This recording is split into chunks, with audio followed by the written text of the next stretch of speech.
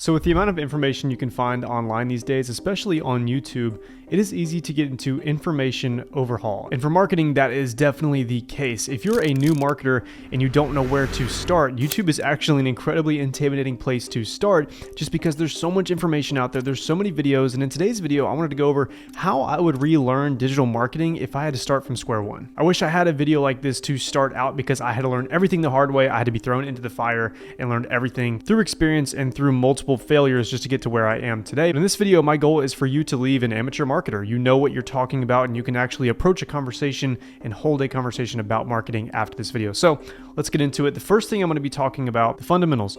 You have to know the lingo in order to actually approach marketing, whether you're wanting a job in marketing one day or you want to start your own agency and get clients. You have to know these different terms in order to, talk to these clients, talk to your boss, excel in these interviews and actually implement marketing strategies that work. So I just want to cover the basis of digital marketing. The main 4 pillars I would say for where you're going to find your different marketing efforts are social media, SEO, which is search engine optimization, email marketing, and then paid advertising. Within each of these pillars, there are things called KPIs or key performance indicators, basically indicating the success of a campaign before, during, and after the campaign's launch. There are multiple different sub-terms for all of these different pillars of marketing, but the basics that you need to know for social media to start is just likes, comments, engagement rates, and that's essentially the basis. Now, there's a lot of things that come behind that fall into the other pillars that I'm about to talk about, but social media, if you're on this YouTube channel, if you're on this video, you likely know what likes, comments, engagement rates are.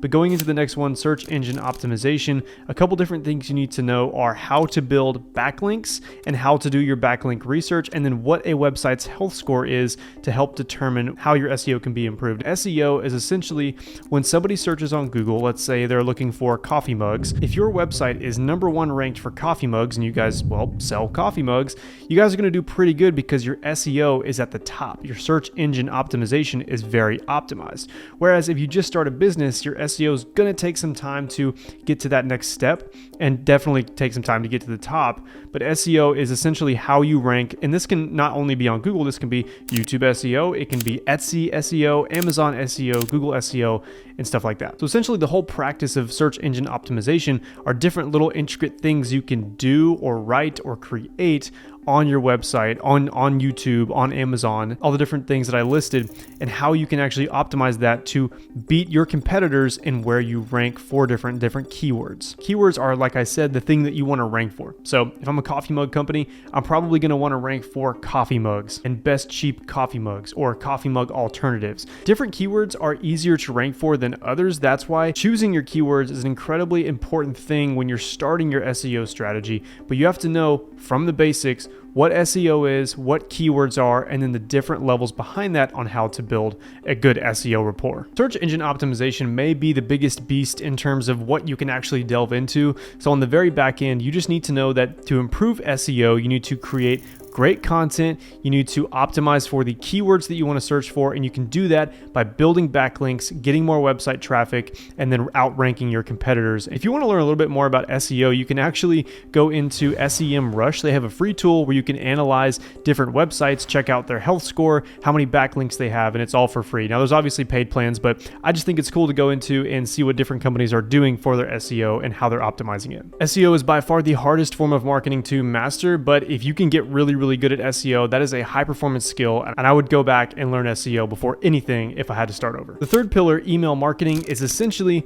exactly what it sounds like. When you go to a website and you give a company your email, they will send you marketing promotional emails, and the whole aim for that is to turn you from a potential customer or an existing customer into a further sale.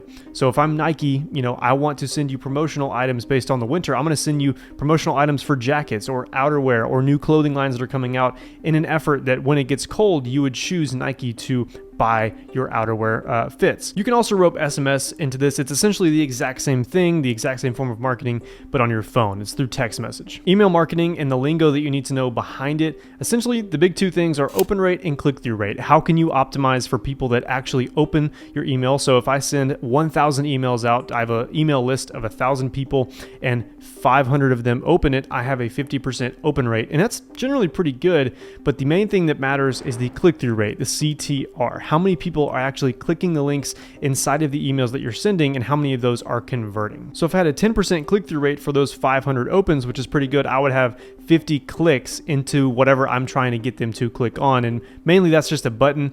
You can design your emails very differently, but that's a whole nother topic. Again, all of these are much more complex when you delve into them, but for the basics, you need to know that open rate, click-through rate are the most important metrics to track, the most important KPIs to track as far as when you start an email marketing campaign and how you can optimize them in the future. A couple different ways you can optimize your emails very quickly. I know I've made tons of videos on this, but you can optimize them by creating a better subject line, by creating shorter and better content in those emails, and by segmenting your audience so that you can target them specifically, whether it's geographic location or interest. And so your chances of a sale or lead go up because you can target them based on location or by interest, and you can kind of feed into the subject line. So if somebody's in Denver, you can say promotion for Denver residents. Something like that is very, very basic, but you see what I'm talking about. And then paid advertising. I'm going to keep this one very simple, but the main thing you need to understand for paid advertising is return on ad spend. How much money am I getting for every dollar that I spend? If I spend $1 and I get 5, I've got a 5 times return on ad spend. That's pretty good. But essentially, you want to learn how you can increase ad spend and not decrease your return on ad spend. And there are multiple strategies behind that. This is also a very complex form of marketing, but all you need to know is that you can digitally advertise and you can physically advertise. And obviously those can range from, if we're going to digital side, you can advertise on Google, you can advertise on Facebook, Instagram, LinkedIn. Those are digital advertisements. And then print or physical advertisements are print, billboard, magazine, newspapers, different things like that you've seen before. So marketing is all around us. And now that you know the basics of the 4 main pillars of marketing, so now that I understand the basics of marketing in every single major pillar that businesses use every single day, if I were going back and I wanted to take my marketing skills to the next level, going back with the knowledge that I have now, I would absolutely invest in a mentorship or online courses. Look, I have a bachelor's degree in marketing, and I can 100% say that that has helped me in my agency journey, in the jobs that I've gotten, in the amazing internships that I've had,